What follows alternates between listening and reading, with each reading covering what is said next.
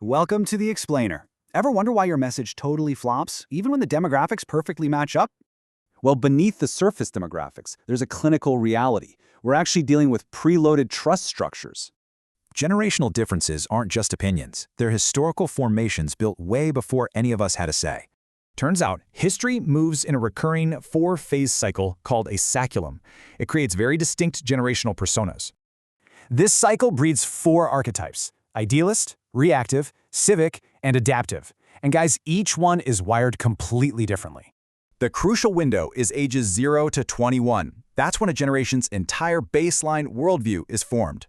During that specific time, major historical events permanently wire their reality. It literally builds how they see the world. And here's the kicker. These imprints aren't consciously chosen. They're just completely absorbed from the environment, like a sponge. This early wiring dictates everything: how they view institutions, what media is credible, and the actual nature of trust. So talking to different generations isn't about their preferences. It's about navigating entirely different formations of trust. For instance, boomers default to trusting broadcast authority, but Gen Z has this clinical sensitivity to constructed authenticity. These aren't just quirky personality traits. They're entirely different worldviews, built from experiencing the exact same culture historically. This is the JDKola principle. Your audience shows up with preloaded context, and you absolutely must understand it. Their unchosen era formed them. Now it clinically dictates literally every conversation you will ever have with them. Send one message and it hits different interpretive defaults. Boom, you get instant resonance or automatic clinical skepticism.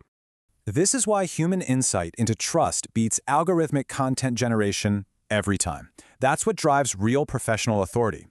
You can't just calibrate your message to the average. You have to design deliberate entry points for specific worldviews. So to build that irreplaceable professional authority, identify the archetype, understand their era, and map out their trust structure. Sure, critics note this framework maps historical pressures, not individual certainties, but it's an absolutely crucial layer of context. First, design your primary entry point for one worldview. Then, do the deliberate bridging work for the others. I'll leave you with this. Whose preloaded trust structure are you actively designing your message for right now?